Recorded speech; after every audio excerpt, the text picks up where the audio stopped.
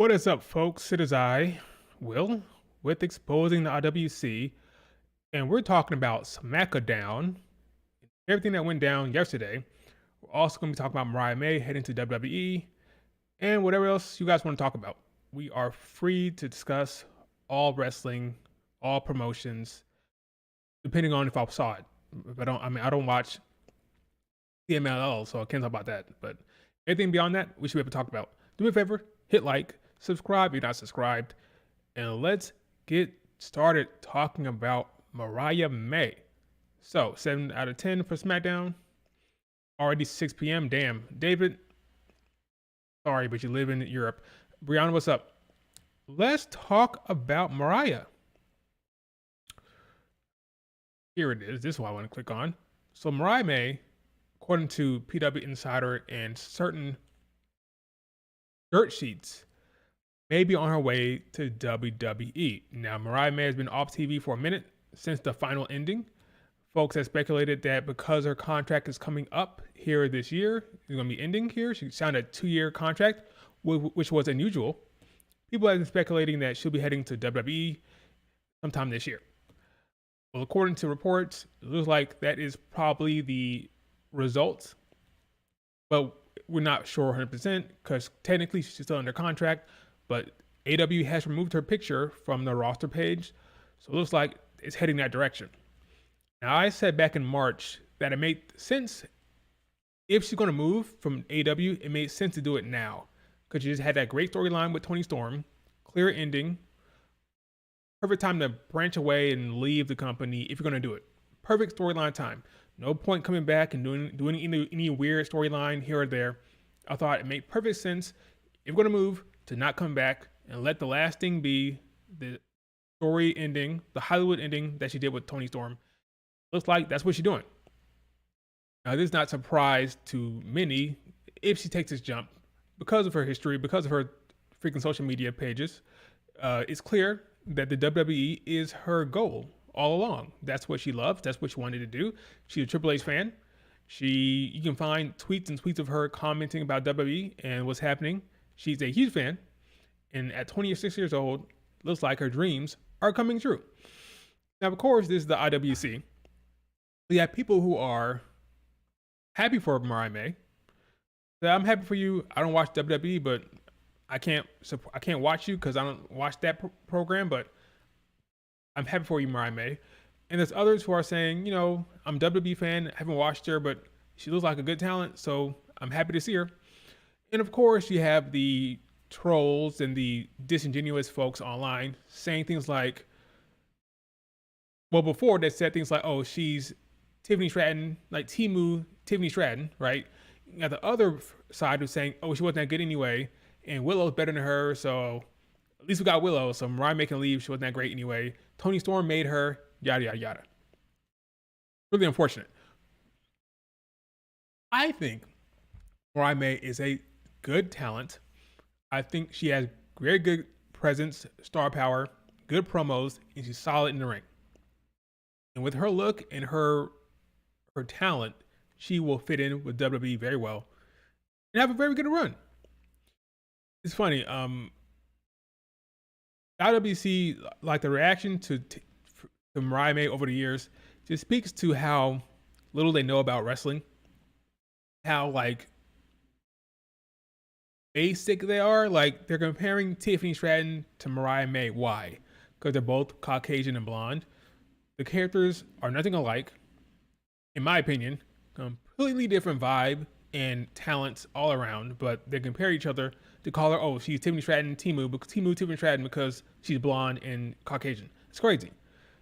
Tiffany Stratton, in my opinion, not in my opinion, it's clearly she is the rich girl who is a gymnast, who parents paid for her athletics, who grew up snobby and shallow, and she excelled, she's talented, and she rubs it in your face, she lets you know about it.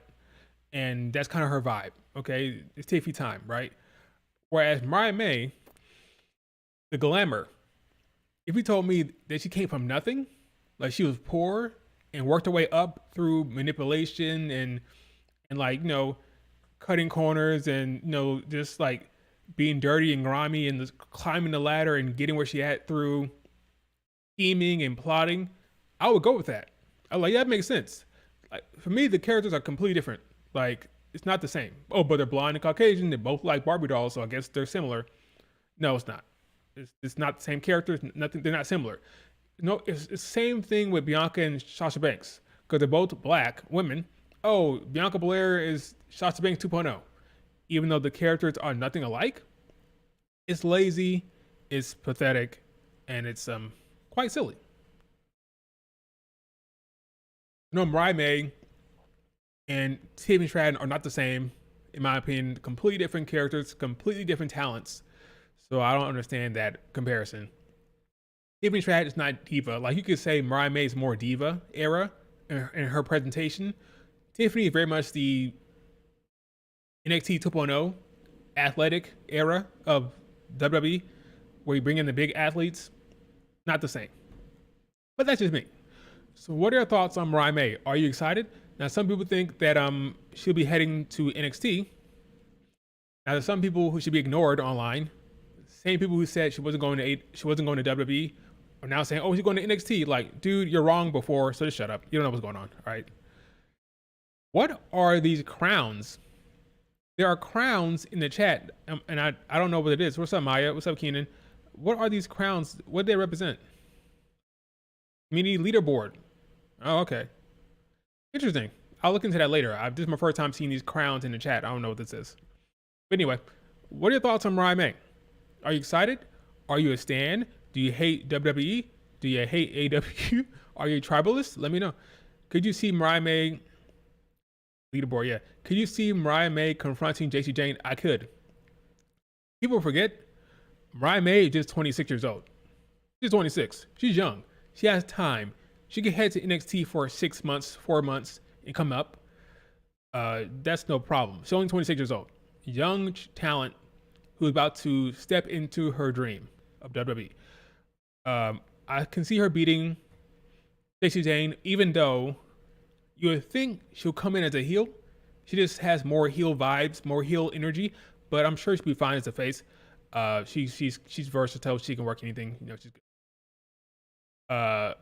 Only thing similar about Tiffany and Mariah May are the gears, and that's pretty much it. Yeah, and their skin complexion, the hair color.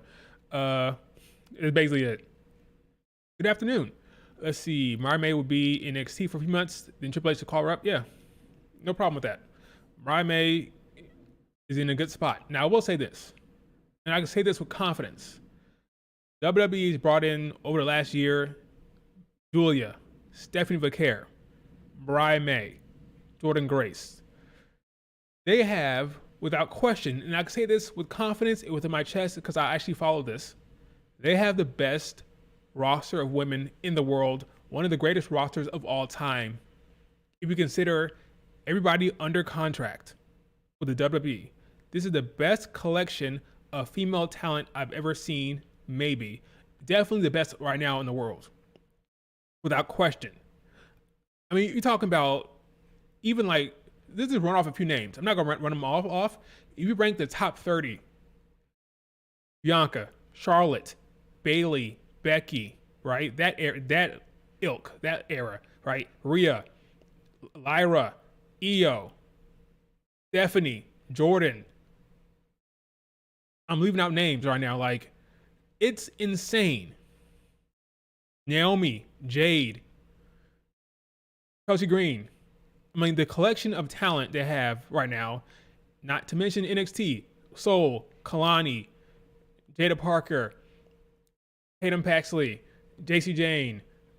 If you were just to rank them, I'm going off the top of my head. Natty. This roster, Liv Morgan, I'm forgetting names. This roster is insanely stacked, which is probably why they should be doing Evolution PLEs every year. Every year, you should have a showcase for the women because it's just too stacked to not do it. If you look at what's happening in Stardom, Ari Gold, Tokyo Joshi Pro Wrestling, AW, there is no collection of women on par with the WWE right now. It's just too stacked right now. Clearly, you can debate me all you want, but if you look at stardom talent. Even before Mayu left, even before Tam retired, you look at the roster of women, even without Mariah May, WWE from top to bottom, the talent is insane. I don't think it's close. They need to let the women cook, give them opportunities, and again, do a Evolution PLE every damn. It makes most sense to me. But I'm happy for Mariah May. Assuming it goes down, I think it will. Happy for her. And yeah, I'm excited. All right, Smackdown. I thought Smackdown was good. By the way, Smackdown will be staying 3 hours. Okay? 3 hours. Because obvious, right? In my opinion, there's no way USA Network is going to be paying that much money and give away an hour. They used to have 5 hours with Raw and SmackDown. Now they got 2? Nah. They were always going to hold on to that third hour as much as they could, and they are now. So going forward, for the foreseeable future, there'll be no 2 hour SmackDown. It'll be 3. So the creative team needs to buckle up, bunker down, and work well with the talent and with the creative team and with the writers to make sure these 3 hour shows are good, because it's not going back to 2. So suck it up, do good creative, plan ahead, hire more writers, because 3 hours is what's going to be from now on. They're never going to give up that third hour. Never. Does Stephanie win her qualifying match? I'm going to save that, but since you brought it up, let's just dive into it right now. And here in a second, once I read some more of these chats. So Raw isn't the A show anymore? No, it is. Raw is the A show, but SmackDown just needs to step it up and don't bet on 3 hours. Don't bet on 2 hours, because it's not happening. It's going to be 3 hours, but Raw is still very much the A show, for sure. What's your dream opponent for Mariah May? I don't think I have one. There's so much talent in the WWE. I would love to see her wrestle. But I think it would be a good matchup. Mariah May, Julia. Mariah May, Liv Morgan. Mariah May, Lyra. I love all those matches, but that's a tip of the iceberg. There's a lot of matches I want to see for her. So many opportunities. No excuse not to have the 3 women matches for SmackDown. Have 3 hours, 3 matches? Oh yeah, they should have more than one. That's for damn sure on SmackDown for 3 hours for sure. Okay, let's talk about the qualifying match. So if you don't know, Stephanie Vaquer, it's been announced, will be wrestling on Raw this upcoming week, against Liv Morgan and Ivy Nile, with the winner getting into the Money in the Bank match. Now, I am of the mind that it'll probably be Stephanie. I think Stephanie gets in. Why? Is it because I hate Liv Morgan? No. Okay, it's because I think they're going to put her into the match the same way they did at Roxanne. It's the same way they did at Julia. 2 women who got called up and went straight into that match. I think the same thing happened with Stephanie. Same thing. For a couple of reasons beyond that, right? I think I have a hard time believing that Stephanie, who's more over than Roxanne and Julia, I have a hard time she has a match and doesn't get in. That doesn't track for me, number one. Number two, Liv Morgan is an active champ. No champion who has competed in a qualifying match made it. Jacob was the last straw. Jacob lost, Lyra lost, Lena lost. Every active champion, as you can see in the visual, you got Liv Morgan with her belt. Every active champion lost. Okay, so I don't know why. I never liked the idea of champions being in the Money in the Bank match anyway. It doesn't really work for me. You're already a champion. Why are you trying to cash in again? It doesn't make sense. Better keep her out of there. Another reason, Liv Morgan's storyline will not progress with this match whatsoever, I don't think. Well, not in a way that's obvious. Right now, Liv Morgan is in a storyline where Finn Balor is trying to make her life miserable. He's using Roxanne Perez to drive a wedge between her and her teammates, her and Dom and Raquel, and that is the storyline. If anything, Roxanne or Raquel or Finn in some way will cost Liv Morgan to continue that storyline. Remember last week, Liv Morgan was upset with Raquel. So if anything, they use that story beat and continue it here by having. Now she doesn't have to take the pin. Ivy now could take the pin. Ivy will take the pin. But I believe they're going to use that story beat of Finn and Roxanne, whatever, to cause an issue in the match, leading towards Stephanie pinning Ivy now. Also, right now, Roxanne Perez is in the Money in the Bank match. She's trying to ingratiate herself with the Judgment Day. She's trying to get close to Liv Morgan. Having them both in that match will put them against each other already. Roxanne has made it clear that she wants to win Money in the Bank. So you have Roxanne and Liv Morgan already, this early in the story, competing against each other. Doesn't really track from me.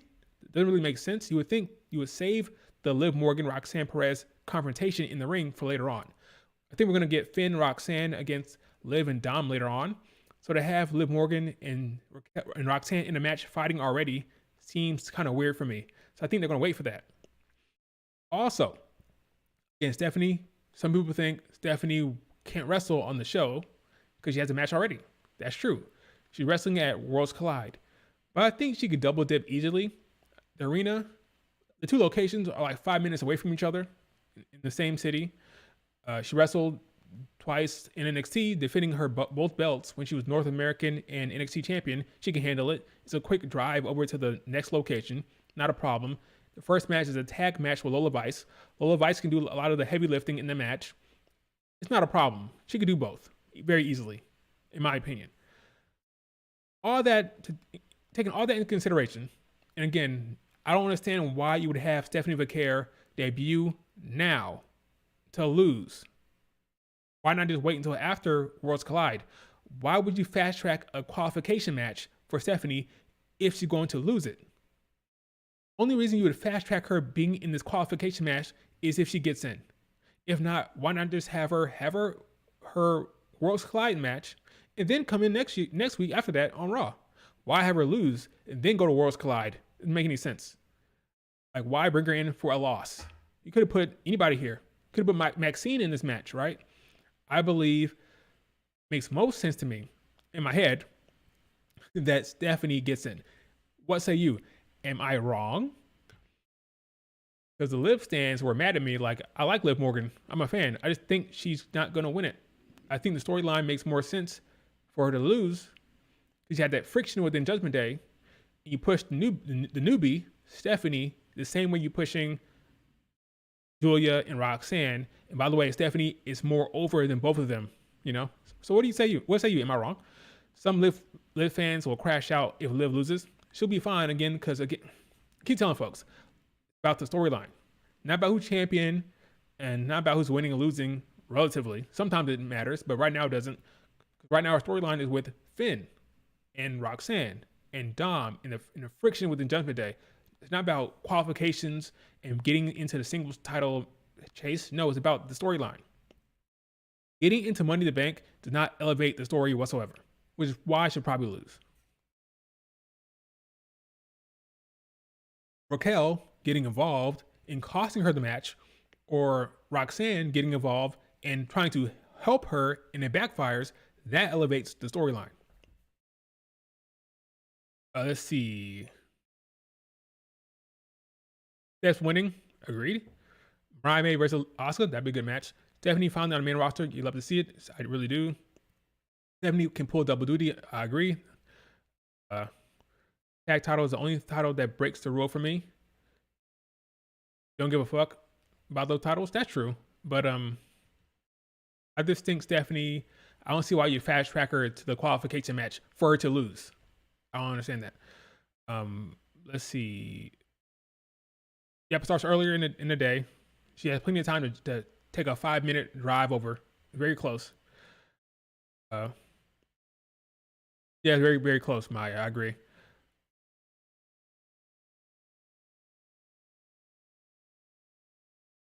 Stephanie will get cheered more than Liv Morgan. Yeah.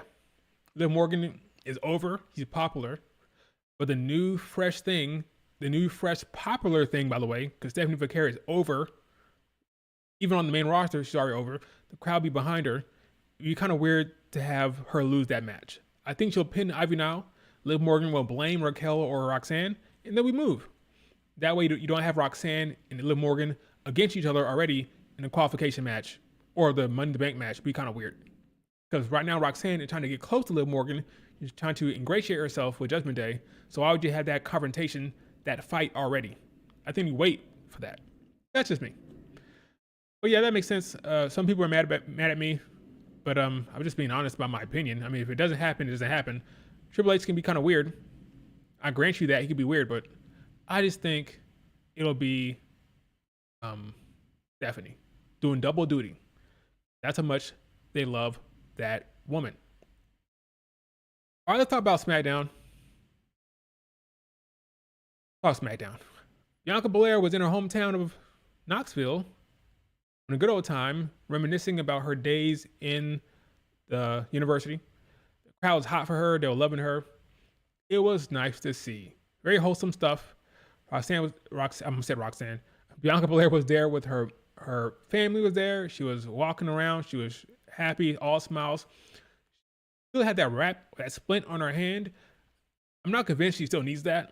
We saw the Natty's freaking photos, her party. She wasn't wearing those damn splints on her hand when she was hanging out with Natty. I don't think she needs it right now, but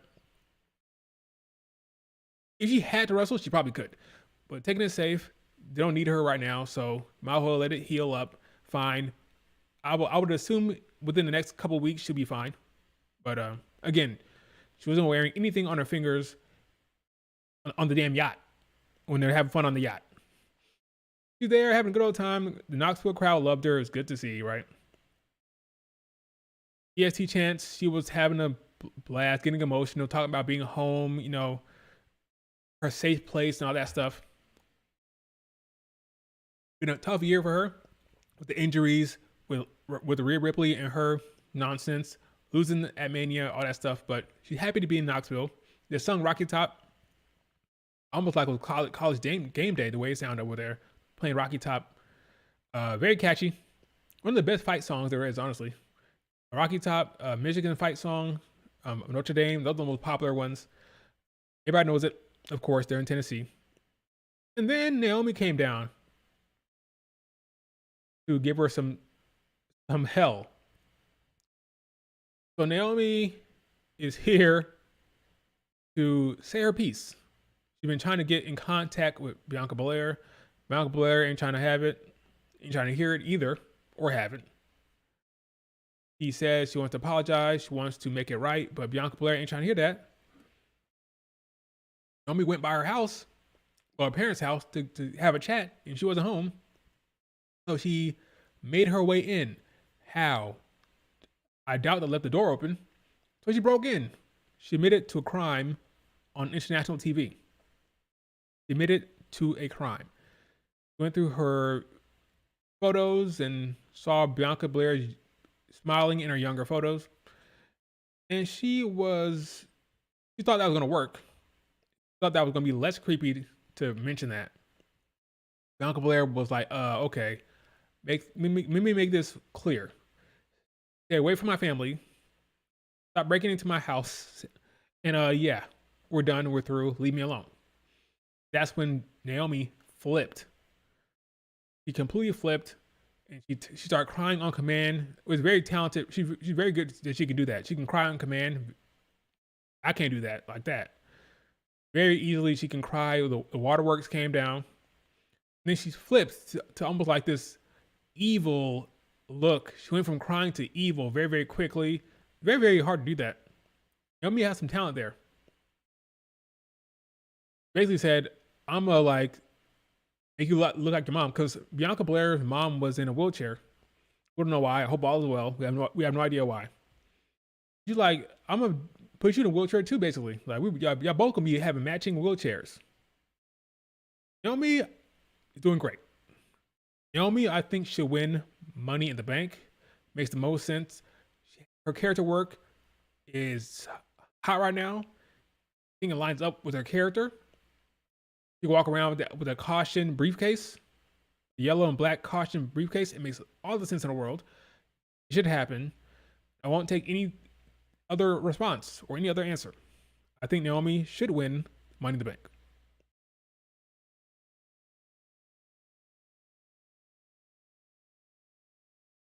Agreed?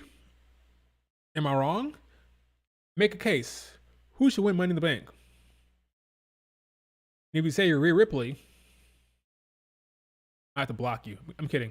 But who should win Money in the Bank? I think it should be Naomi.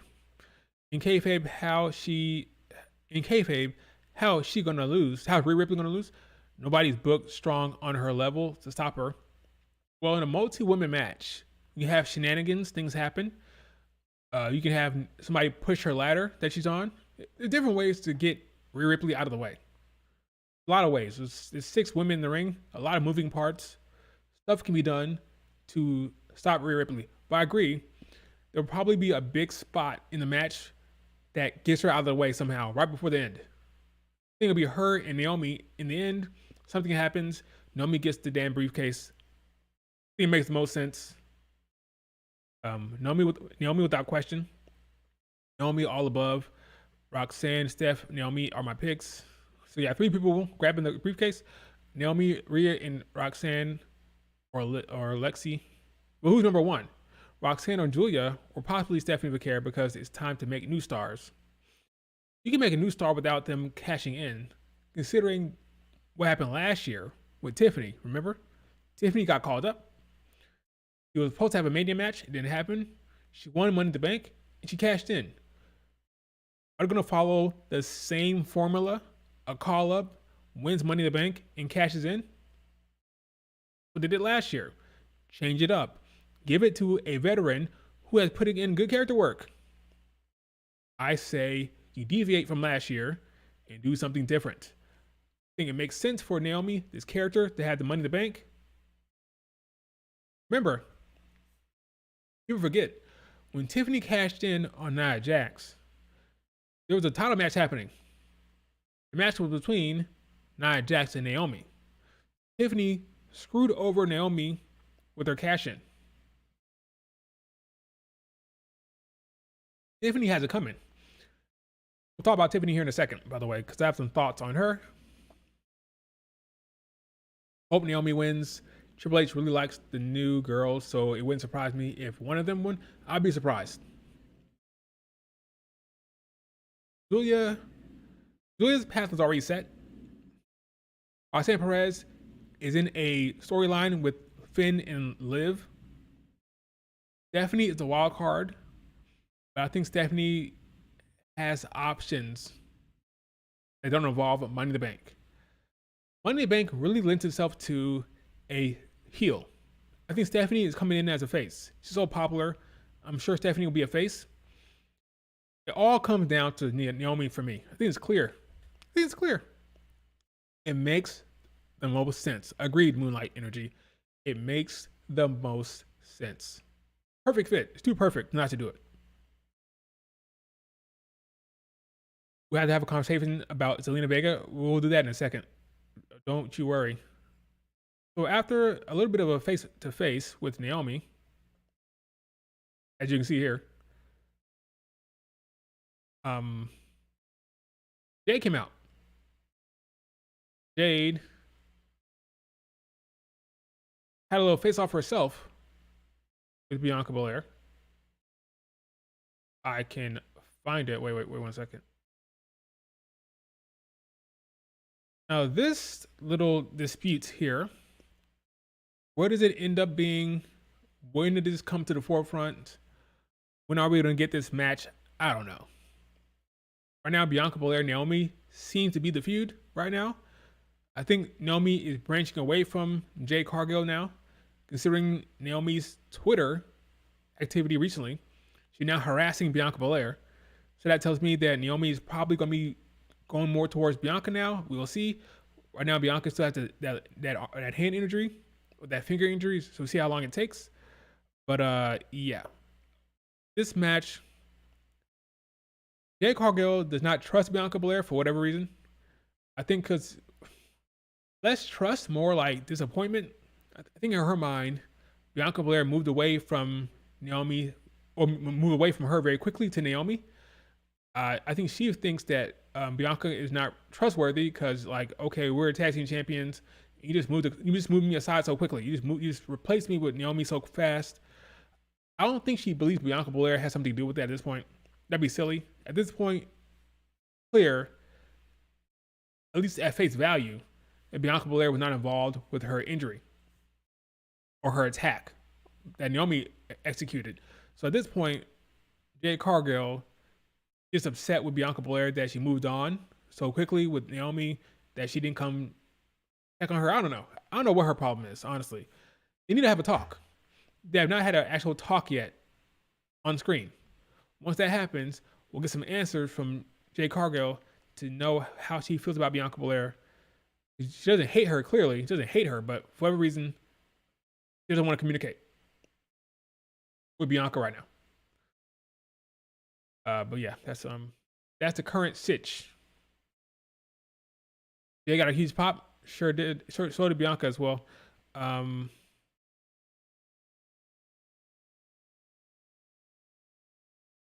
WrestleMania next year or SummerSlam.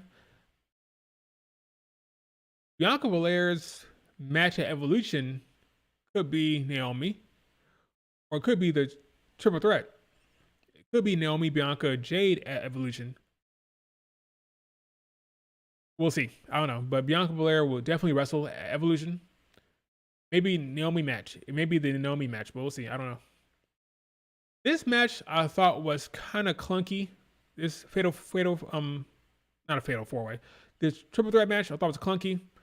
Wasn't my favorite match they've had. Ultimately, the right winner won. Naomi won, which is the right call. But I thought very sloppy, very clunky, kind of slow. The match lacked some energy. It lacked some urgency, I thought, but oh well. What are you going to do? Naomi won. That was the right call. And we move. The moment during the match where Jade was getting jumped by both of them, and Naomi and Nia Jax teamed up on Jade. There's one babyface in the entire match. It was Jade. One face, two heels. That's how it worked out. There were some cool spots though. But the end was kind of weird because she took a minute to get her over for the pin. But ultimately, it all worked out. If we get Bianca versus Naomi at Evolution, then what do they do at SummerSlam? The Big Three triple threat? That could work. That feels right. Unless you want to do Bianca, Charlotte Flair. And who's champion? Did Naomi cash in? Is Tiffany still champion? I don't know. A lot to think about. Bianca versus Tiffany at SummerSlam. I don't know. Do they pull Bianca, Tiffany? That match even happened before. I do believe Naomi will cash in on someone. Does that match happen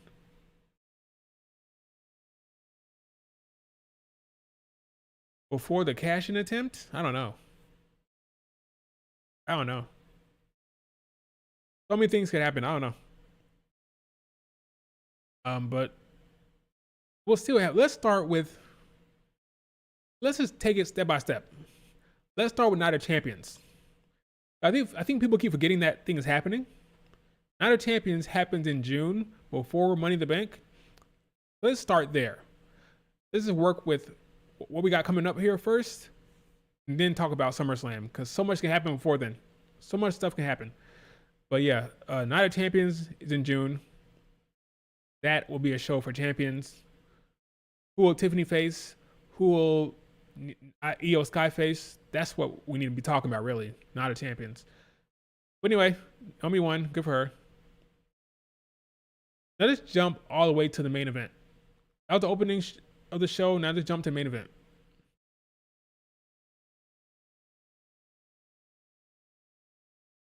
Cody Rhodes came out there to cut a promo, and lucky for him, the folks missed him. Remember, after WrestleMania, not after WrestleMania, during WrestleMania, and lead up, the crowd was turning on Cody Rhodes to be, just because, really, because John Cena is popular, they like him, he's a heel, they want to be edgy and be smart and snarky and cool. Oh yeah, let's cheer for the clear heel, right? That's what they did. Cheer for John Cena, they booed Cody Rhodes, whatever. Then Cody Rhodes took a break.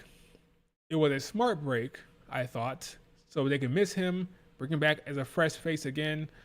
And I thought it was very, very smart what they did here. That they paired Cody Rhodes with Jey Uso, and they paired Cena with Logan Paul.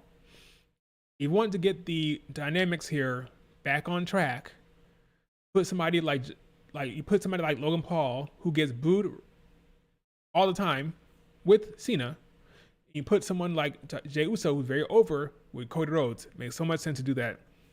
It's safe, it's effective, and if the crowd was going to turn on Cody Rhodes, to counteract that, to buffer that, to ensure that doesn't happen, you set it up. You get ahead of it. That's what creative does if you're smart. You can get ahead of the crowd to make them react how you want them to react if you make the right decisions and the right story beats or pair them with the right people. In this case, nobody's going to cheer for Logan Paul. That's not happening. In this case, nobody's going to boo Jey Uso. It's not happening. So just in case, probably would have been fine no matter what. But just in case, you set up a story like this, so your babyface champion, Cody, is in a better spot. Because the Mania crowd wanted to start booing him for, reasons. For whatever reason.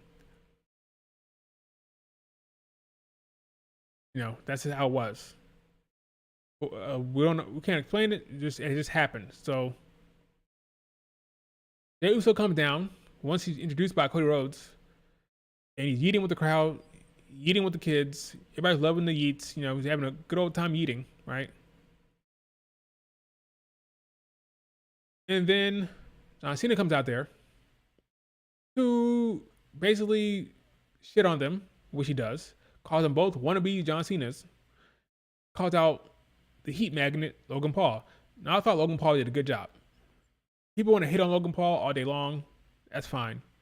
But I thought Logan Paul did well. Here's Jay, by the way, when he's eating with the young Bianca Belair fan, young EST there, the braid and the Bianca shirt, that was nice to see. That was sweet to see. But yeah, they wanted to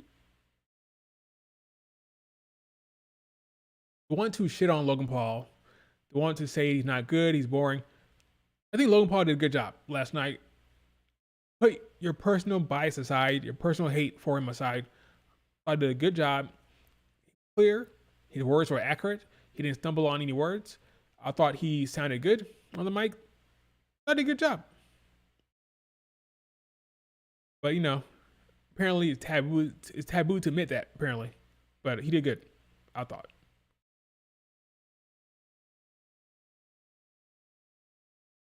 So now we have a clear storyline, clear heel babyface dynamic. I'm excited. I'm excited for this match. Apparently, this is the main event. Main event, Logan Paul and Cena taking on Cody and Jey. Which probably means the men's Money in the Bank opening up the show. So can we expect the winner to try to cash in on Jey? Probably not. I think Jey and Cena will be champions for a little longer there. I think the men will open up the show. Maybe the women will be like the co-main event. So that's my guess, right? We open up with the men's Money in the Bank. Then we have Lyra, Becky. Then we have the other match that I can't remember right now. What's the card like again? Let me see. Money in the Bank 2025.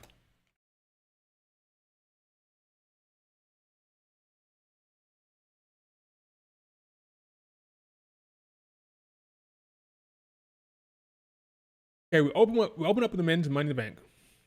Then we have Lyra Becky. Oh, it's only 4 matches. 2 men, 2 women. That's fair. Right down the middle. Is that really true? There's still time. There's still time. June 7th, 1 week. Sometime next week, we'll get another match. I think. What could it be? What could it be? I don't know. Maybe Reese Jacob? I don't know. But I think we'll get 5. 4 seems short.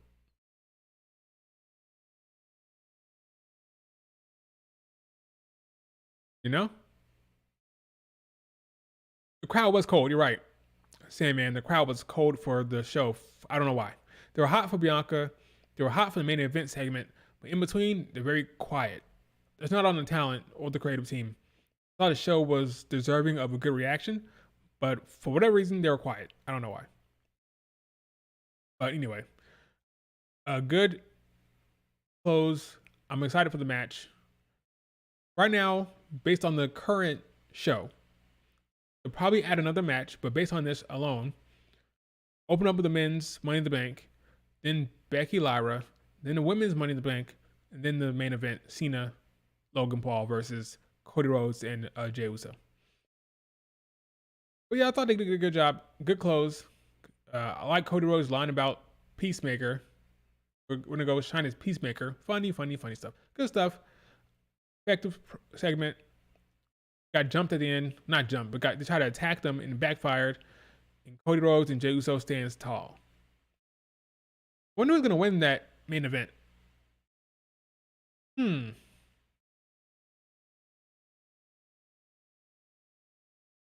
I forgot Cody Rhodes had the belt to close the show.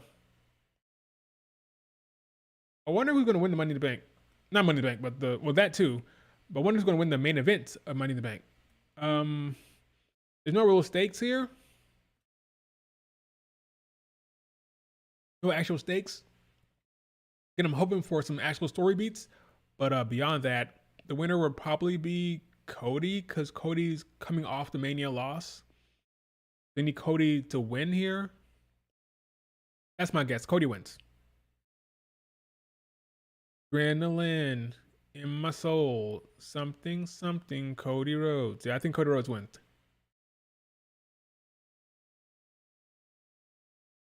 They had R-Truth on the show. Set up a match with him and JC.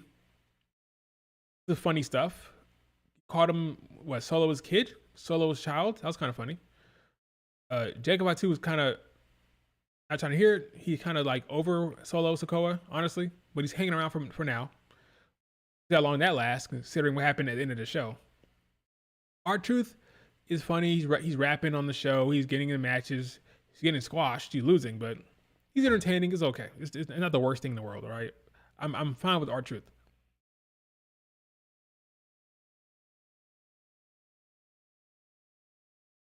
Chelsea Green shows up with her damaged nose because if you remember last week, Lena Vega kicked her right in the schnoz. Went for the 619 and kicked her in the nose. Now she's walk around with this beaker. She's fine. She'll be fine. But Chelsea Green complains. She wants Lena Vega to be stripped of the belt, suspended. Nick Aldis says no. We end up with a Alba Fire versus Lena Vega match. Talk about Lena Vega here in a second when we get to it, but that was a setup for the match. I like Alba Fire. I think she's good in the ring. Right now, she is very much a henchman or henchwoman to Chelsea Green. Not giving much, but it is what it is. Now let's talk Tiffany Stratton, shall we? Is she right now? Okay. I need Dom to have a match with AJ. Women's win card. Oh man.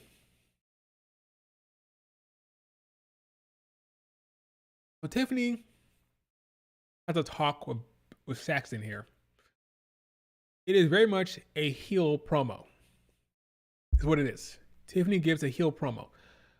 Tiffany is technically a face, but she's very comfortable with the heel stuff.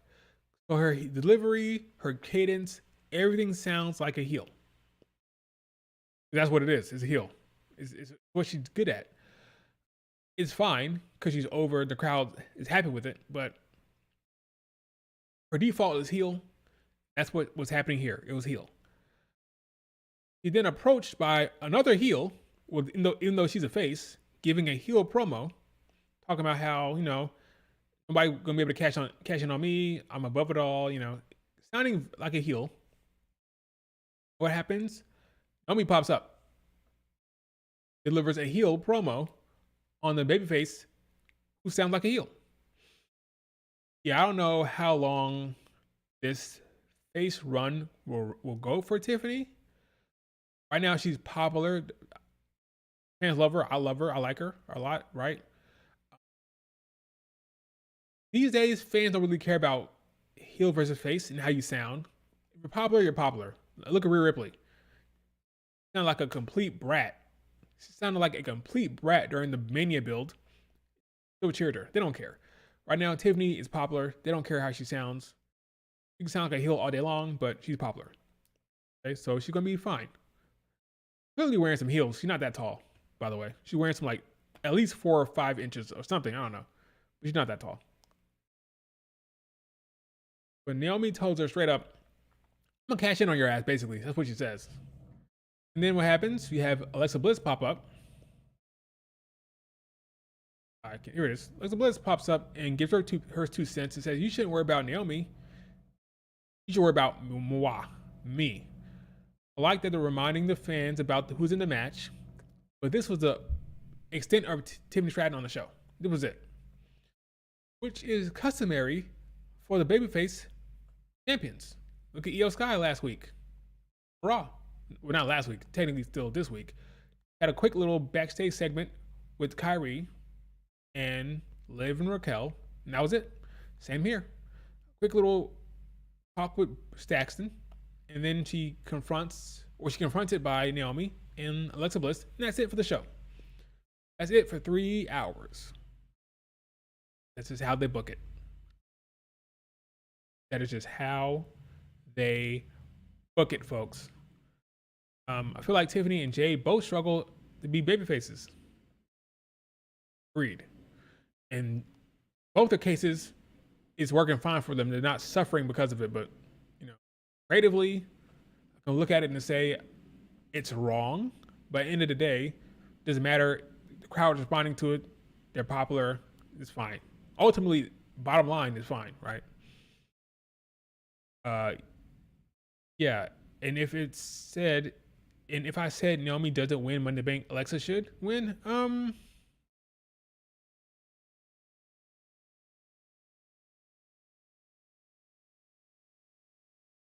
If not Naomi,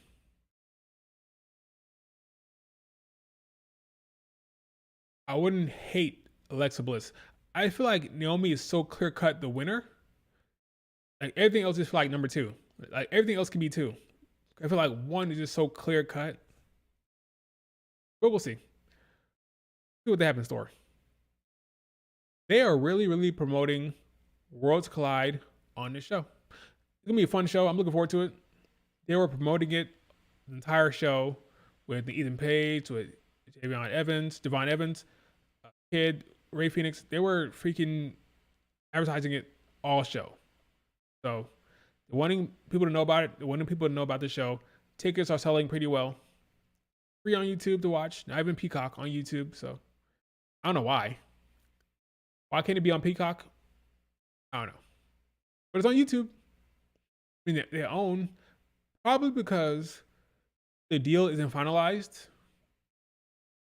Maybe. No, it doesn't matter. It's not a AAA event. It's a WWE Worlds Collide event. Is Peacock available in Mexico? Maybe that's why they wanted all of Mexico to watch it. on YouTube. They want them to have access to it on YouTube. I don't know. Probably what it is. They wanted it to be able to be seen on Netflix. I mean, not Netflix, but on YouTube, because not everybody has Peacock. Peacock may not be available in Mexico. I don't know. I have no clue. We had a bunch of AAA footage here. Cool. It's cool to see. So yeah, that match happens between R-Truth and JC. It was a squash. Jimmy Uso came out there to help. Looked like Solo was trying to recruit Jimmy again. Say, Jimmy, we're family, you know. It's interesting. Jay is hot with the championship. Jimmy's kind of just hanging around on SmackDown. We don't know what's happening with Jimmy, but we'll see. Maybe they're gonna do something interesting. I don't think so, but we'll see. The R-Truth squashed, basically. It is what it is. Well, he didn't get squashed. He did put some of his John Cena moves into action, but beyond that, wasn't really much from R-Truth, to be honest with you. But Jay made the save. Montez and Dawkins came out to talk to the crowd about the division. Said it was the best division in the world. SmackDown had the best men's division in tag team. Is that wrong? I don't know. I don't follow enough of men's wrestling worldwide to know that. Women's wrestling, I do. Men, I don't know. So I can't verify that. I can't confirm or deny. But came out there to make it clear that they're on top of this stacked tag division on SmackDown. And she's wearing orange like Bianca Belair. They're matching for Knoxville, which is cool, I guess. And then all hell broke loose. Everybody went out there. Fraction went out there. DIY went out there with Candice. And then the White Six went out there to confront them and attack them all. Even Nikki Cross was out there. And they stand tall again. What is the plan? Because also that little like segment in the show where it cut to the White Six stuff again, like a cryptic message. What is the plan with the White Six? I don't know. Are they going after the tag titles?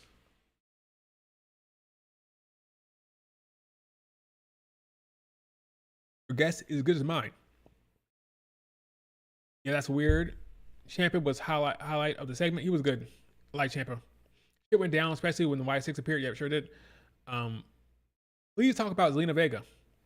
It's coming, sir. I'm going through SmackDown. White Six, I'm not loving them. They're fine. I'm not invested in them. Some people love White Six stuff. I don't love it. I think it's fine. I'm not invested in it. So hopefully whatever they're doing here, like whatever they're doing, hopefully it's fun, it's exciting, it's interesting, so I can get attached. Because right now I'm not really attached. I was when they first debuted. They murdered everybody in the backstage. But since then, kind of like, it's fine. But I'm not really pulled into it. But we'll see what happens. They hate on Zelina Vega. Okay, let's see. Nice shot of Knoxville and the crowd. Scarza came down there. So we had that match, a fun match with Scarza and Javon Evans and Ray Phoenix. That was a fun match.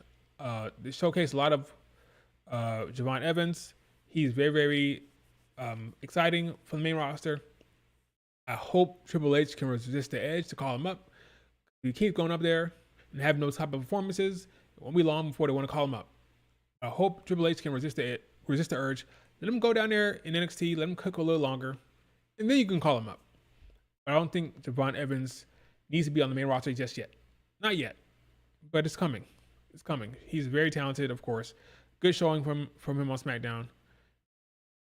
I thought Ray Phoenix was kind of off his game a little bit. He had some mistakes, but it is what it is. A solid, fun tag team where Los Garza, they won. Ethan Page was ringside. I thought Ethan Page fit in well. He didn't look out of place on SmackDown. Looked good, like a champion, sounded like a champion. I like Ethan Page on the main roster when the time comes. I was impressed with him on the main roster. With the segment here, did well. I thought he looked good. So Ethan Page, good for you. I'm excited by your main roster run. Fit in on SmackDown. It didn't look weird. Didn't sound weird. Good for you. Good for you, Ethan. North American champ. By the way, Worlds Collide made it clear to say is in English and Spanish at the bottom there. English and Spanish. I would hope so. To attract the Mexican audience. Now, once that match concluded, Ethan Page got involved and screwed Ray Phoenix and Javon Evans. Ethan Page walked away smiling, standing tall. It was a solid segment that hypes up the PLE on YouTube on the 7th, which is Worlds Collide, which I'm looking forward to tremendously. Then we had Zelina Vega. Well, before that, we had that little White 6 thing here. Don't remember what he said, but cryptic message, I'm sure.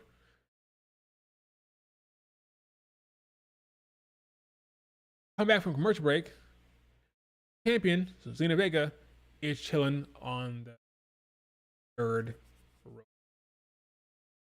Zelina Vega, her matches so far has been very, in my opinion, not the best. I would not be upset if his reign was cut short. Is that fair to Zelina Vega? Maybe not, but that's just how I'm feeling right now. With Julia and even Jordan Grace coming up here soon, I want to see that belt on a hooper who can go. And Zelina Vega, for me, just fine talent. She's fine, great on the mic, great mic worker. But for me, she's not my type of single champ, or whatever that is. Her match here, Alba Fire, was cold. Can't really blame Alba Fire. She's never wrestling, so of course she's not getting a reaction. But Zelina Vega wasn't getting much of a reaction herself. Very cold match. No big reaction from the crowd. Then again, this crowd was kind of trashed the entire night, though, to be fair. But yeah, this match just came and went. I wasn't too taken aback. Wasn't for the title, but Zelina Vega wins. Chelsea Green was the most entertaining part of the entire segment here. She tries to attack. She takes her mask off. You see the broken nose. She tries to attack Zelina Vega. It backfires, and she hits Piper Niven. At least I think she's trying to hit Zelina Vega. What happened in that segment? I don't remember. It was Zelina, right? Somebody else interfere? I don't think so. How crazy. Let's see. No, it was Zelina. It was Zelina. Tried to hit her, and it backfired.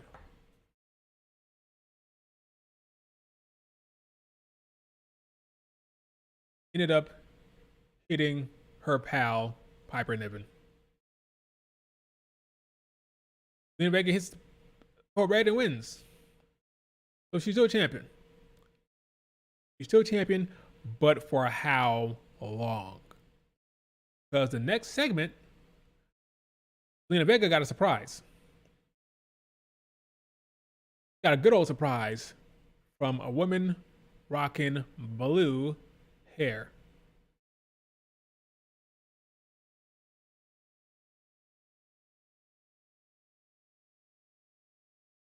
The Aura Queen herself, Julia, popped up after a very good vignette, I thought. Solid vignette. She cut a very, very solid English promo. Very proud of Julia. Thought she did well. The Aura Queen approached Zelina Vega. Said, hey, Zelina, I see you. Also see that belt too. Or that belt more, she said. It looks like Julia, as we all expected, gunning for that U.S. title. And I'm happy to see it. Happy to see it.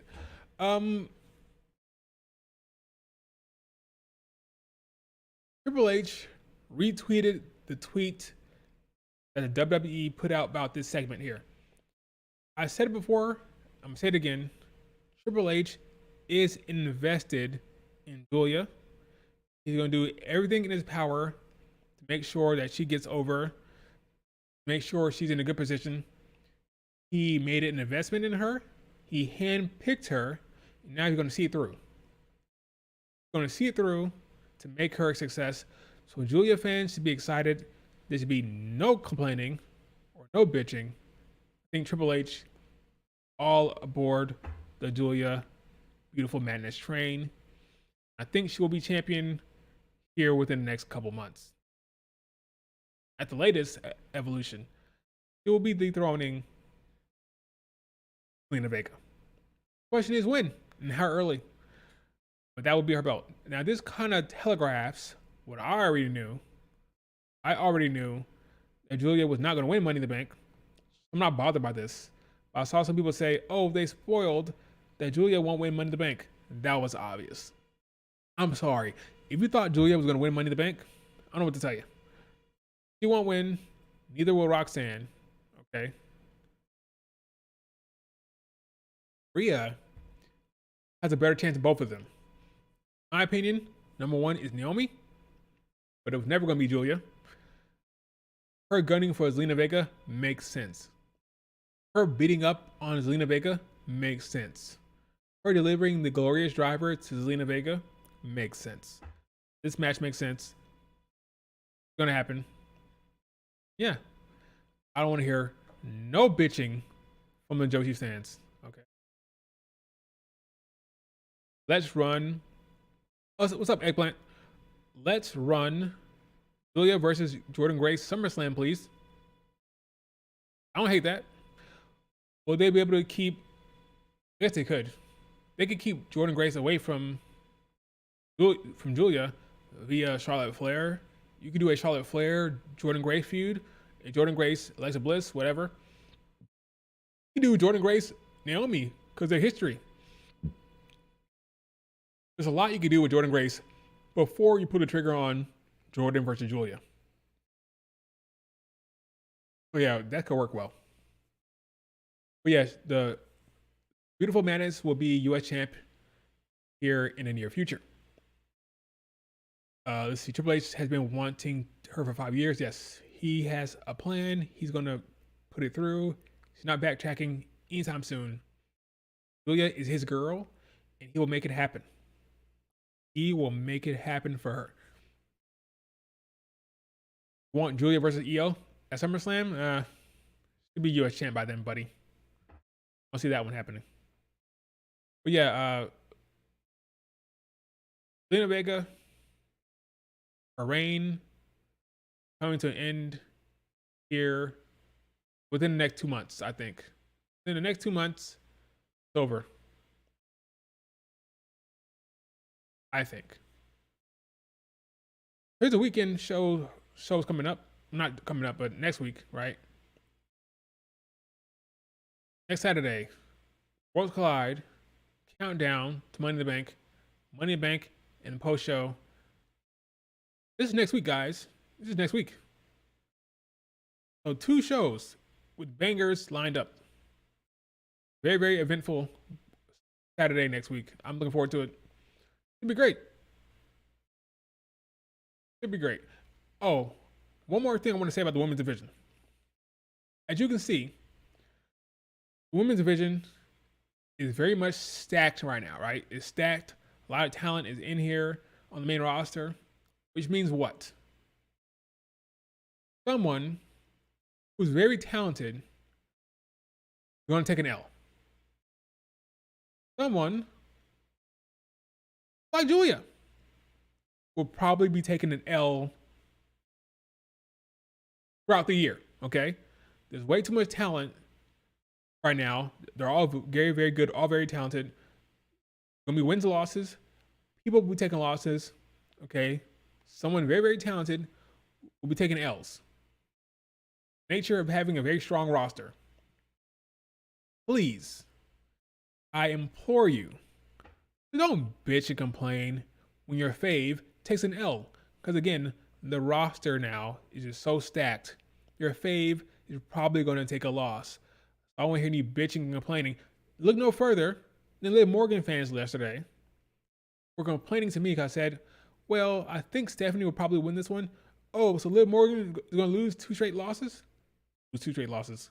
She's going to lose 2 straight matches? I said, yeah, probably. She'll be fine because she's over, she's popular. The storyline has nothing to do with her winning Money in the Bank. The storyline is with Raquel, Roxanne, and Finn and the problems within Judgment Day. So a loss could better the storyline. It's all about storyline, not so much wins and losses for that story right now. Now, if Liv Morgan's storyline was about winning Money in the Bank or winning the championship or defeating freaking whoever, who's champion right now, Io, then sure, that makes more sense. But right now, storyline is about Finn. So, Fave is probably going to be taking more L's. Okay? The roster is stacked. Except that your fave not going to win every goddamn match. Okay? Okay? That's what I'll say. Bianca and Rhea Ripley are the only ones that won't be taking any L's on weekly TV.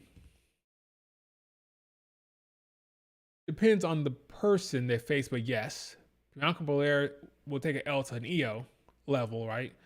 Rhea Ripley will take an L to an EO level, right? We've seen that twice now. So beyond that, I agree. Very, very limited losses for those two, probably. Especially if the plan is to do Bianca Rhea Ripley next year.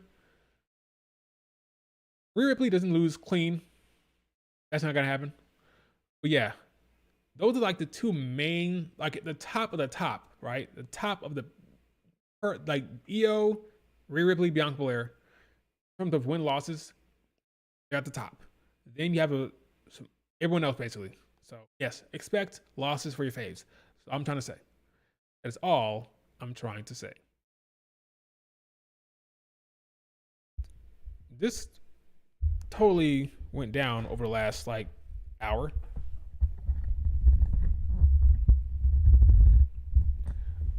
It was a slow descent for this mic.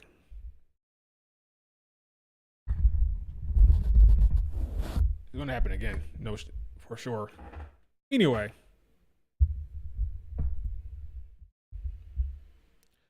all right, let's move on. What's next? Damien Priest. Gotta say, Damien Priest's promo.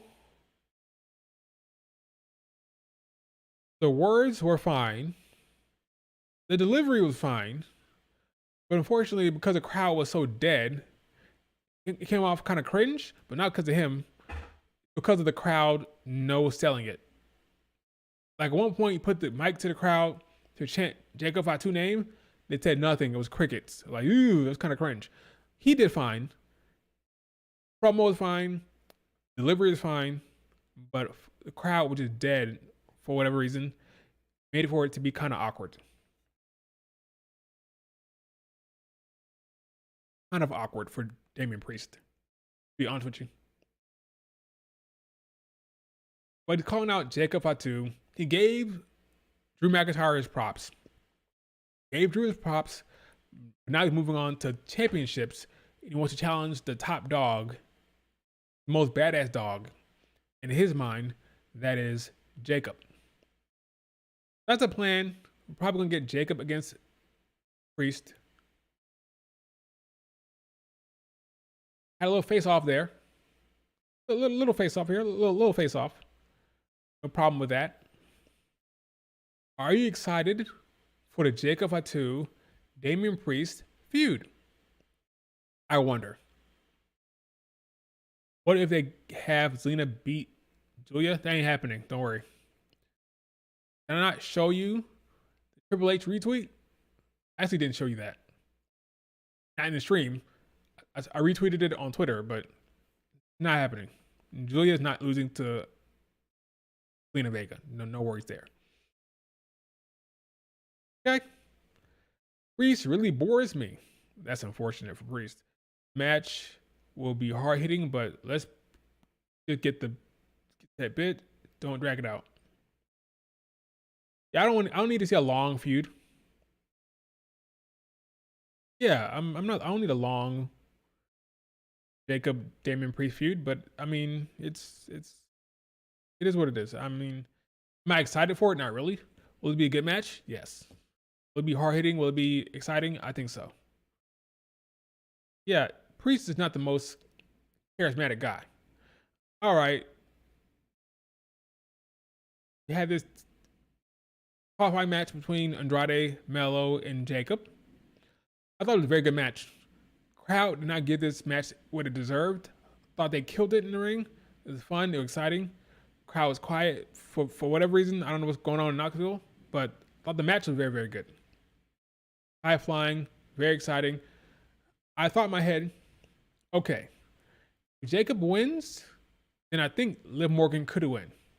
But if he loses, I think this bolsters the point that champions will not be in that damn match. I don't think. Fair enough. Solo and JC came down there, and they tried to get involved. They kind of distracted him a bit. But ultimately, Andrade pins Mello for the win. So yeah, good match though. Very good match. Very good. Give them the props. I thought it was very good. Crowd did not respond the way they should, but it was a very good match. I thought. But yeah, Andrade, who hasn't been wrestling much, gets in. So good for him. He's in the match. Good for him. Not wrestling. He's barely on TV, so I don't mind them giving this, especially considering he won't be at Worlds Collide. So if the man can't be at Worlds Collide, at least give him this. So yeah, he'll be on the weekend wrestling, so that's good for him.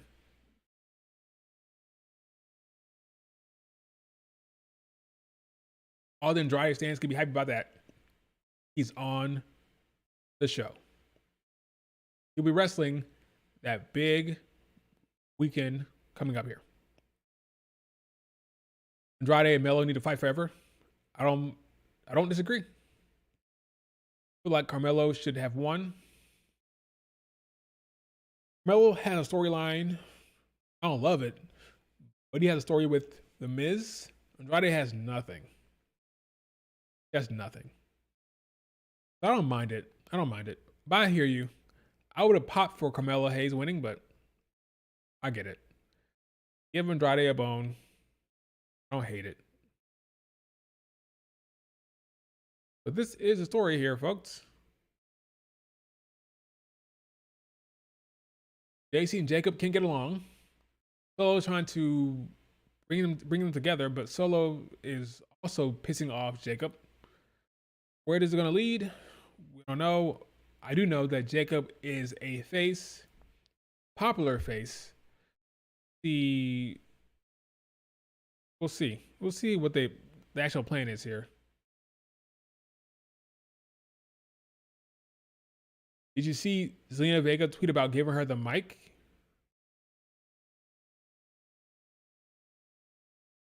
What are we talking about? Let's see. By the way, my microphone, once again, slowly, because not that tight, slowly went down again. There you go. DV. Oh, here it is. Oh, I see.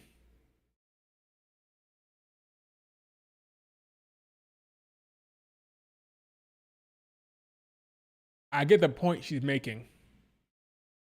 I get the point she's making.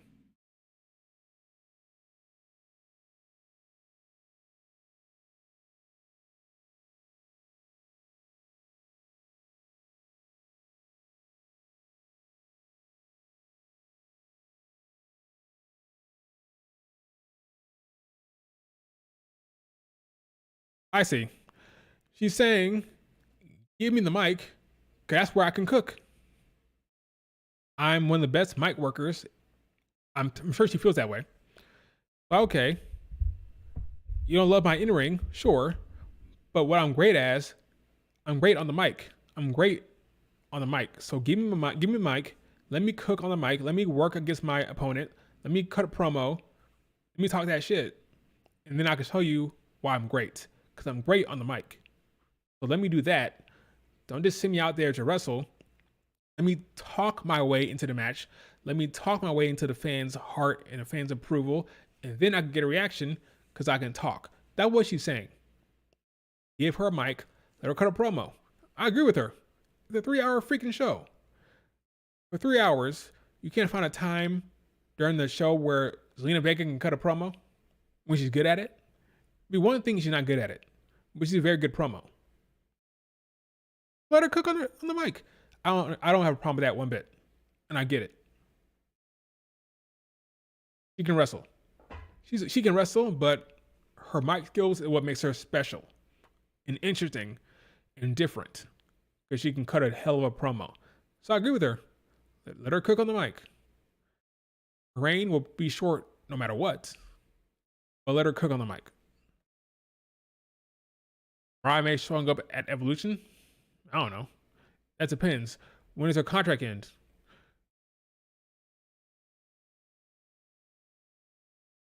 When does her contract end? That's the question. But yeah, I don't have a problem with this at all. Give her a mic. She's probably seeing all the reaction right now. She's probably seeing a lot of people saying, hope she loses, like me. You know, people like me saying they hope Jordan Grace or Julia win the belt. Okay, let me cook, and I can show you why I'm a champ. No problem whatsoever with that. No problem. I actually agree with her. Got a little LA Knight, Aleister Black interaction. Not much to say there. Will that be a feud? I don't know, but not much to say there. Jacob crashing out. When is it going to come to a head? I don't know. But Jacob hates Solo right now. Eventually, Solo will have to make a decision. Eventually, Solo will have to take out Jacob. When will that happen? I don't know.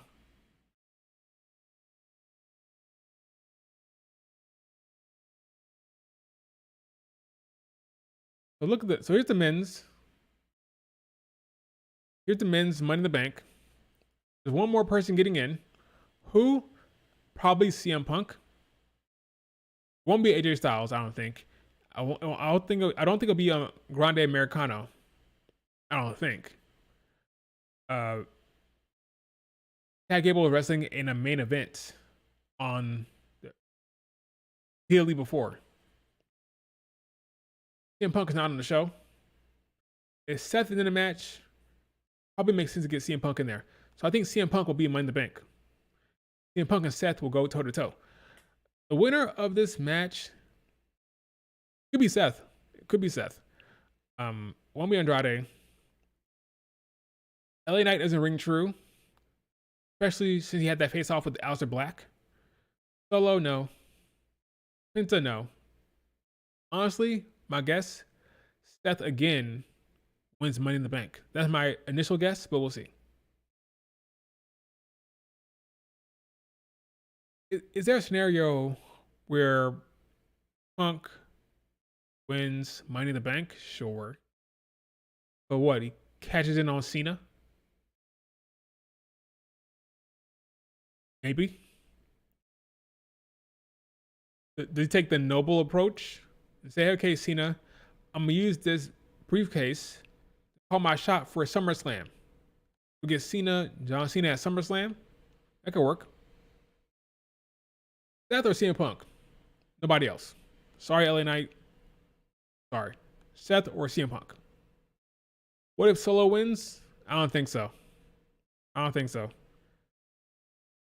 Solo has a storyline with Jacob. I don't think Money in the Bank will get involved in that at all.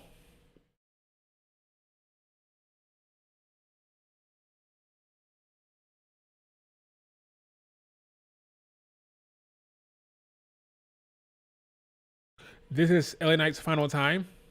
Final time to what? Win Money in the Bank?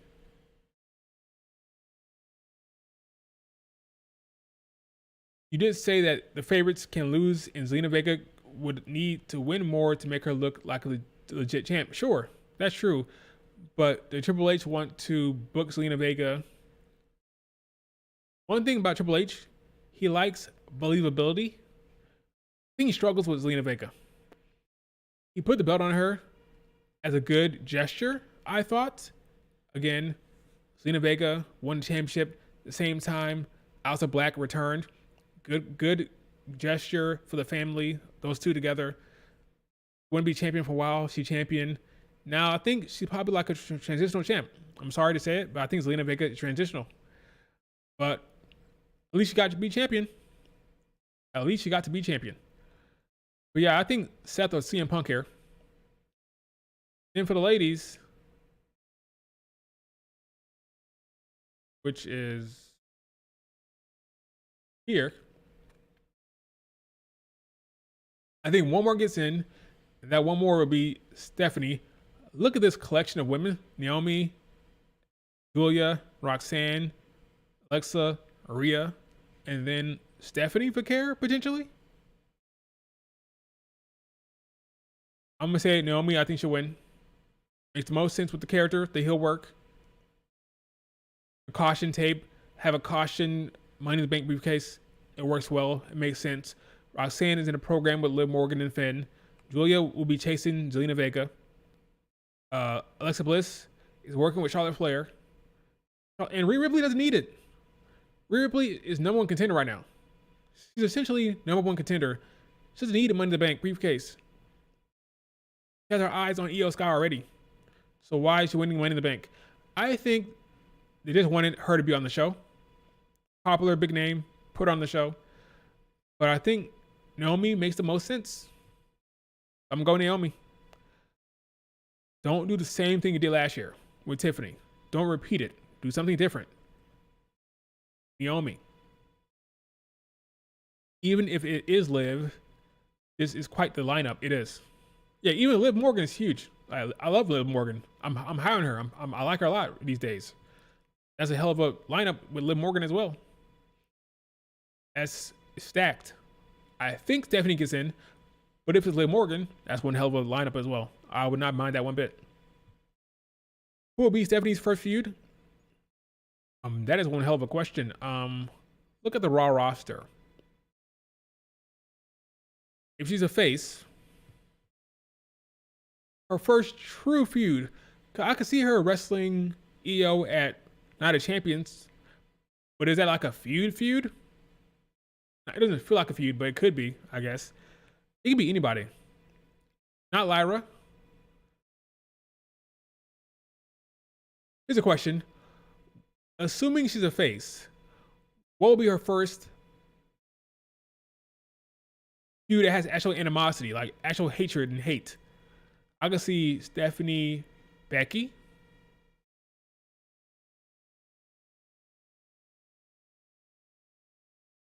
Now I think about it, maybe Roxanne. There's like a lack of heels on Raw, I feel like. Lack of heels. You have Roxanne and Liv.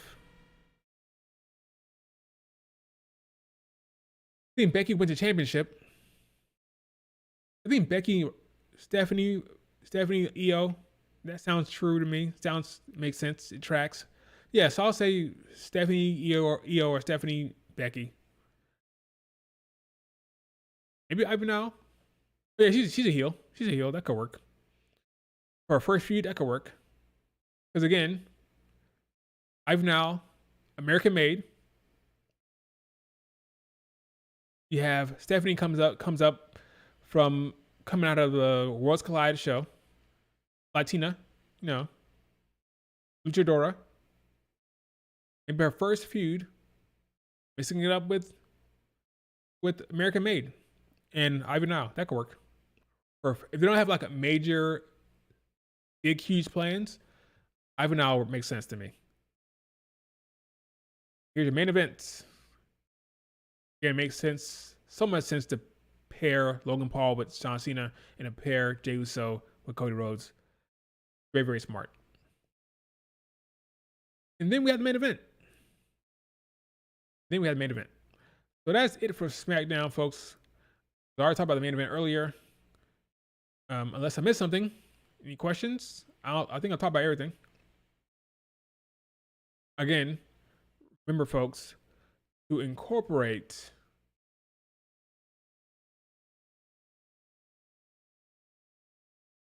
Night of Champions into your booking plans. I feel like everybody is forgetting about this PLE.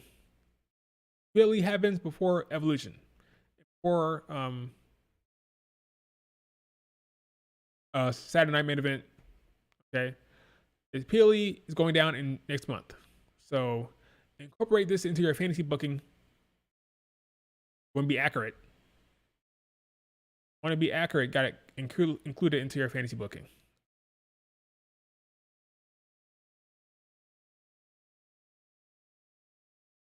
Her and Stephanie. She's so over, though. I think it would hurt whoever he faces. Whoever the baby face is, I think she'll hurt it. I think that'll hurt the face. You want your face, depending on who it is, to have a good amount of support. It can be so crushing and deflating to be a face and get no reaction. And with Stephanie, she's so popular, she's so over. Does it make sense to put her as a face? I'm sorry, to put her as a heel against a face? I don't love that. La Primera transition right to main roster as currently set. Currently, she's a face. Let her transition right into main roster the way she is. Let's see how it goes.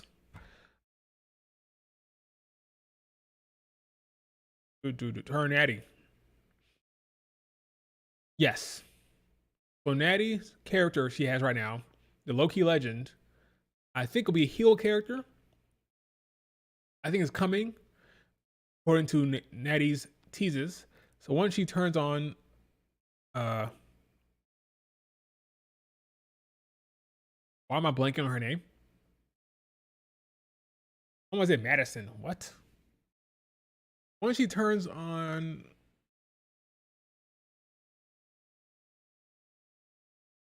why am I blanking on this woman's name? I'm not looking at the chat. I refuse. Once she turns on,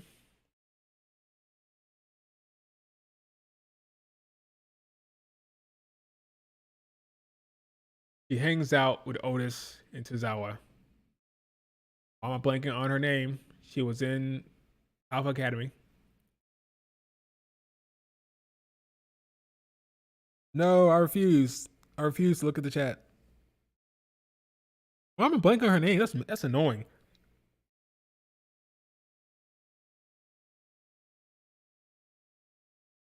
No. No. What's her name? Come on, think. Think.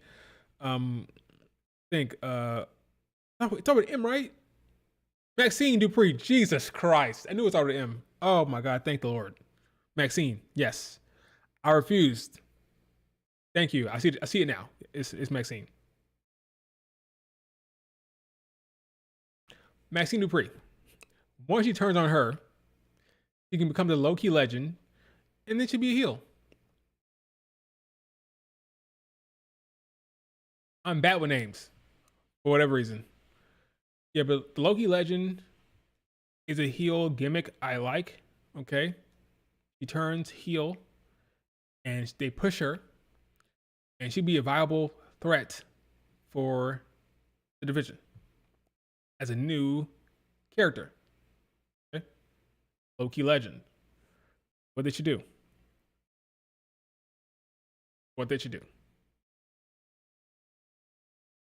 Maxine Dupree. So yeah, heel Natty works fine. All right. Any other questions?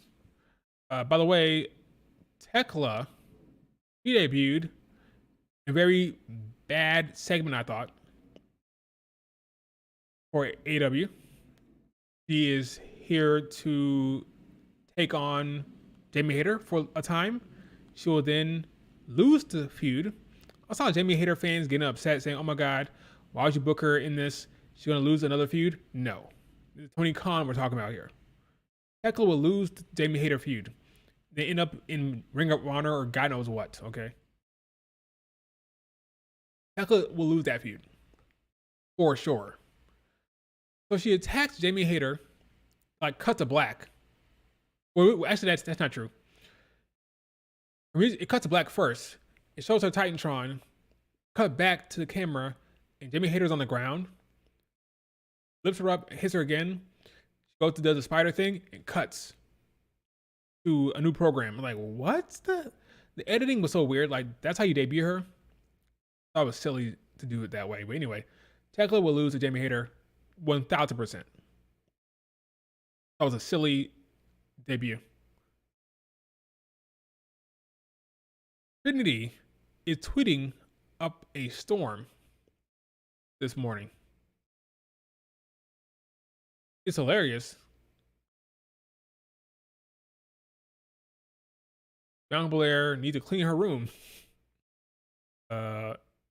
Leftovers in the stove. Mom can't cook. She stole Bianca's stuffed animal. 2 wheelchairs. Had Bianca Belair needs to forgive her own health. It lists all the health problems with not forgiving. Emotional distress, health problems, relationship problems, limited growth. So she's looking out for Bianca Belair. That's what she's doing. Says that rabbits are intelligent. Said that she wasn't booed because Naomi. So she's saying, "Hey, I saved you from getting booed."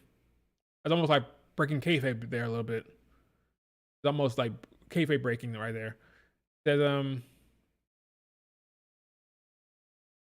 all she wanted was Bianca to answer the phone. I think I'm spiteful. Naomi's unhinged. Like, I don't get why they're making a big deal of it. Invite me over plenty of times. And so it's okay to break in and enter. Tell your niece I don't like her either.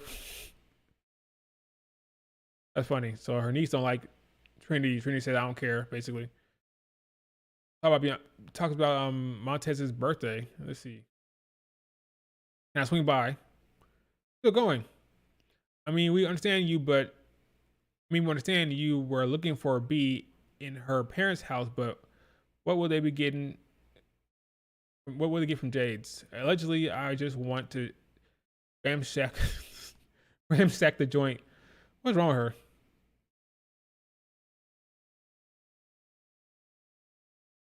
What's going on? Okay, that might be copyrighted, so I'm gonna not play that. But she's tweeting up a storm. She should win Money in the Bank. She should win Money in the Bank without question. You didn't see my message? Scroll up. Well, hit it again. Post it again. I'd rather have something like this than Ricochet been doing. Trinity is insane. I agree. Left my ass sauce. Watch debut. It was. It's Masha versus Lee against all odds for the TNA Knockouts World Title. Who wins? Masha. I am not flinching. I think Tessa Blanchard will dethrone Masha Slamovich.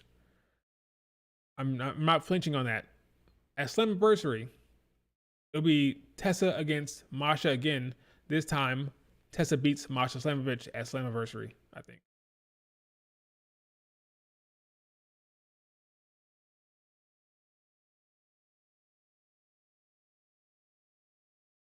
So Selena Vega wants to get something off of her chest. But she wants a mic to cut a promo. I'm excited. Give her a mic, let her get it off her chest. That'd be fun. Just be clear. To be clear, don't say something dumb. Don't pull us Dakota Kai and say one more time on TV or whatever and then get cut. I'm gonna say. Keep it in kayfabe for your own sake. All right, any questions? Anniversary is when Mike Santana wins the TNA title, him or Joe Hendry, because I believe Mike Santana will be facing Trick Williams very, very soon.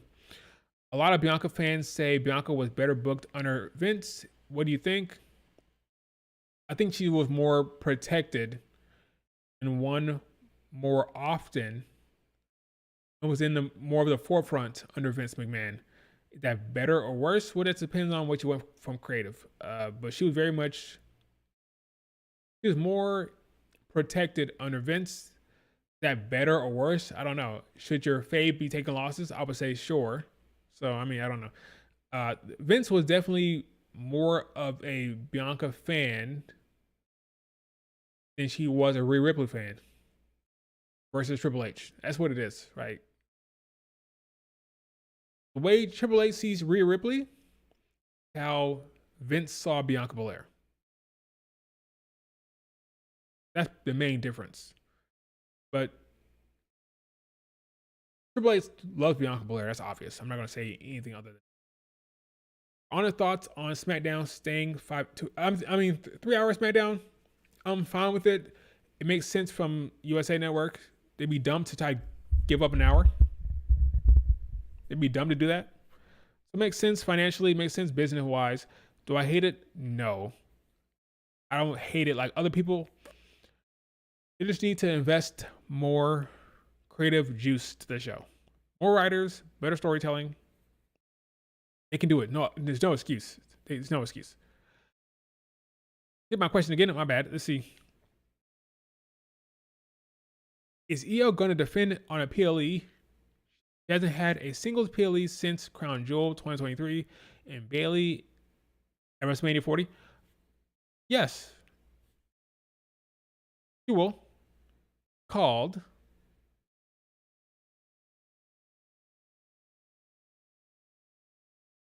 Night of Champions. He will defend in Saudi Arabia in a month. Guaranteed. I won't say guaranteed. But highly likely. Highly likely in a month in Saudi, she will defend that belt. Stephanie or Rhea Ripley or whatever. But there's your answer.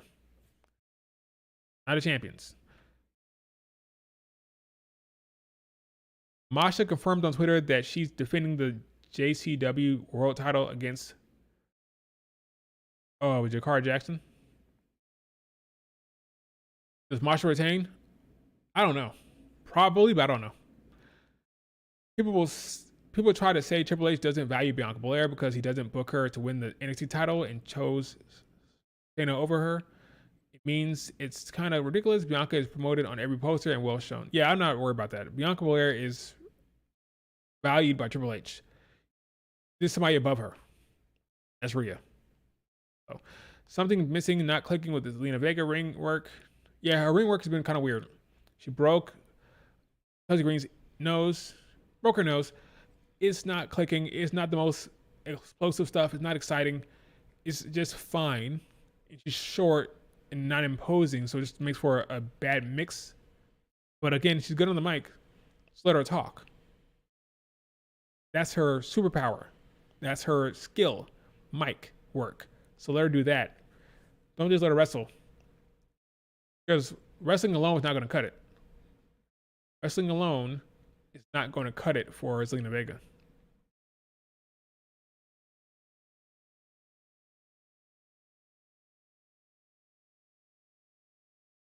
Yeah, Bianca will be fine.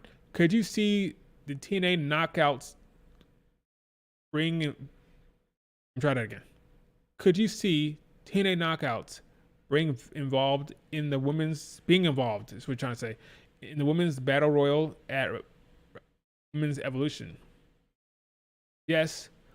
Who could show up?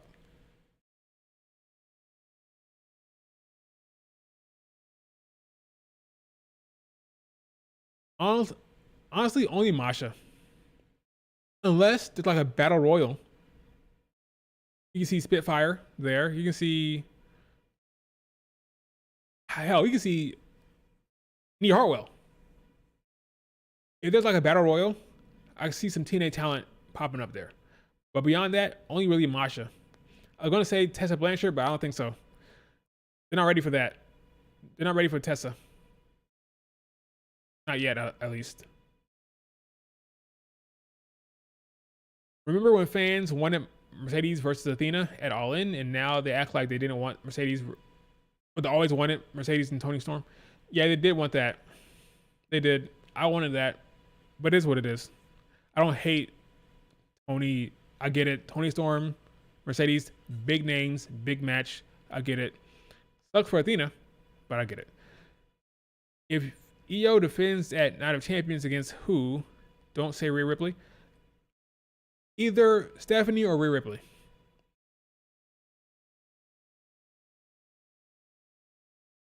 Oh, Santino. Between Robert Stone and Santino wins for sure.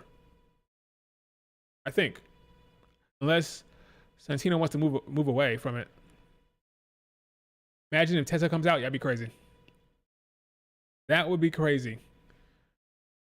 I'm behind on like women's match in Saudi.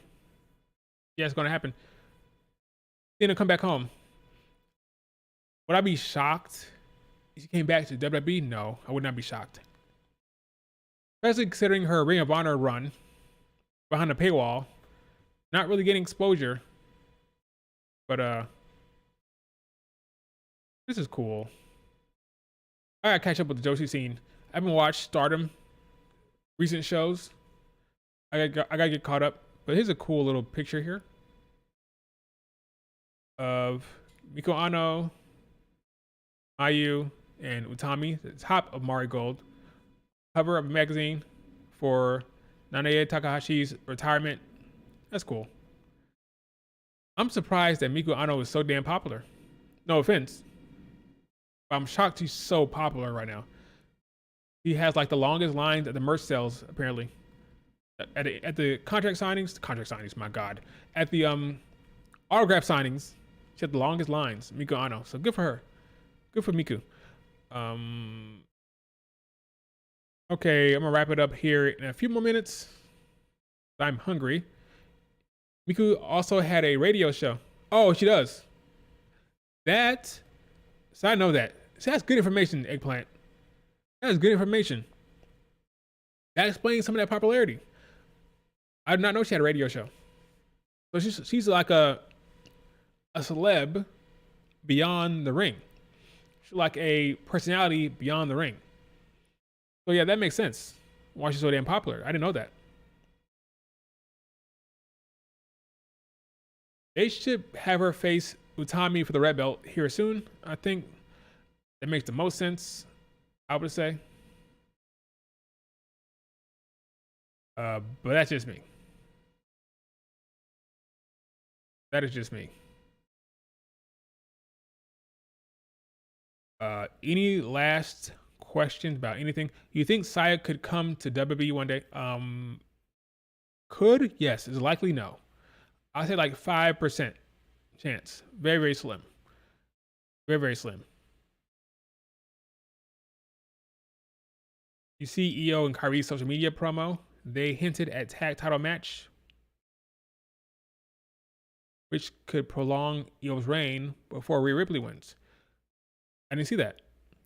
My question is, what is Rhea going to do? I don't see her facing Stephanie. That'd be weird. It'd be a weird booking to put your rising star up against Rhea Ripley. That'd be weird. Yeah, I don't know what's going to happen. Maybe they're still going to do a draft. But I don't know. But maybe the draft is still coming. Will Stephanie do the Devil's Kiss move on Liv and Ivy next week? Yes. Probably both of them. And win.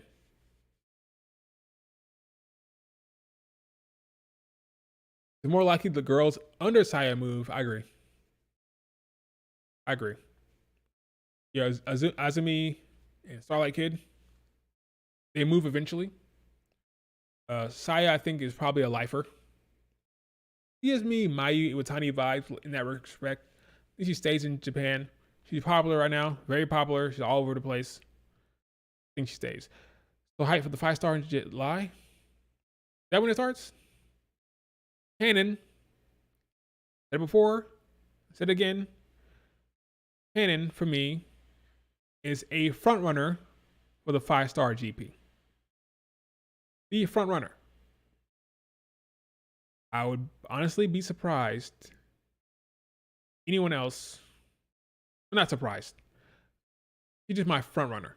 We'll see what else happens leading up to it. But yeah, Hannon, I think they're gonna give her the push, folks. Now they may have to get the tag titles off of her. That's easy enough to do. But I do believe that Hannon is like my number one call right now. He's now leading the stars. Mayutani is gone, but they want to push the next chick. I think it'll be Hannon. Definitely teaming up with LWO against American Made would be crazy.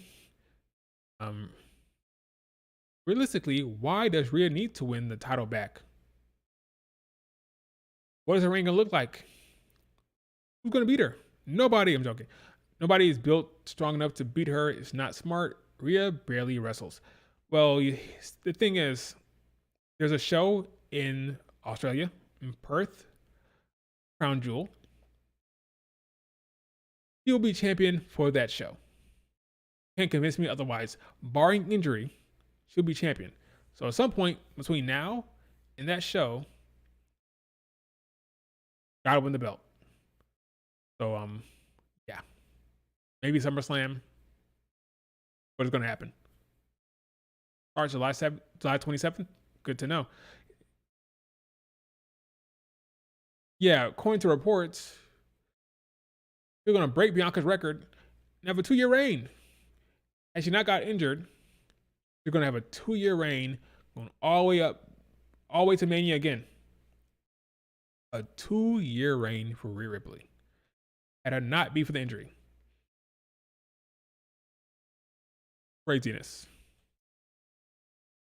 Insanity.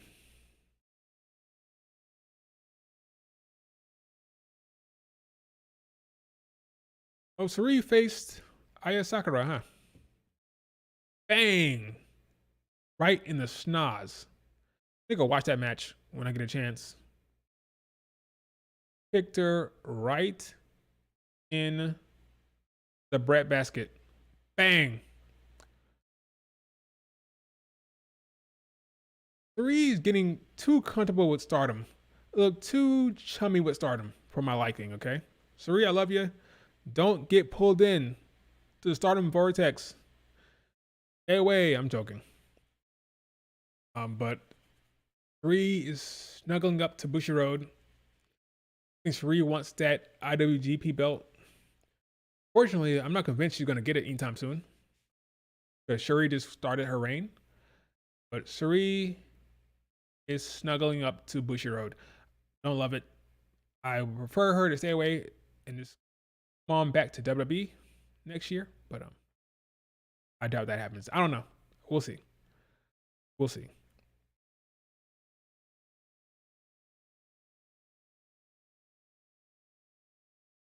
Sarii. You don't need stardom, Sarii. You don't need it. Don't need it.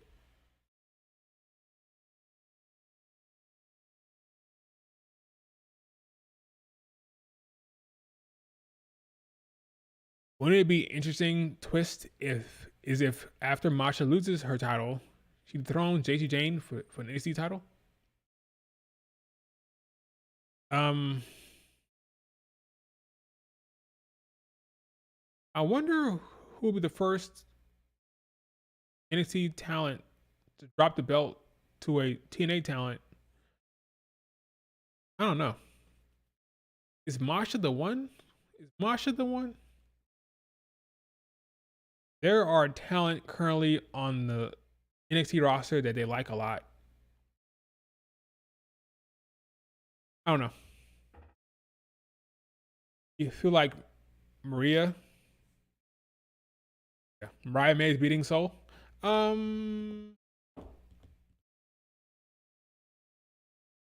Zarya. That's Zarya's job. Zarya is beating Soul eventually. All right, folks. That is it for the stream. Do me a favor. Hit like. Yeah, Brown is right. Brianna's right. That's Zarya. Subscribe if you're not subscribed. Leave a comment for the algorithm. It could be anything random. Just leave a comment. It's fine. Good show yesterday. Solid show. The crowd was kind of weak, but I thought the show was good. How fast will they put a main roster title on Stephanie Vergara? About as fast as they do it with Julia. So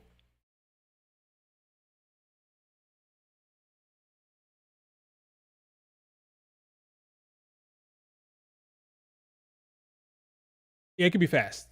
It could be early. I don't know when, but it could be early as 2 months, within 2 months. But yeah, like they love her. She's over. She's talented. They see a money with her. She's money. She's money.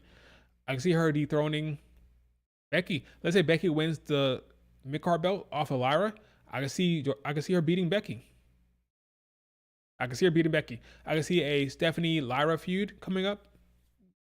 They're hiring her. I can see her beating Io for the belt. I can see that. Her push, I think, would be similar to Tiffany. Tiffany got called up, won a championship within a year.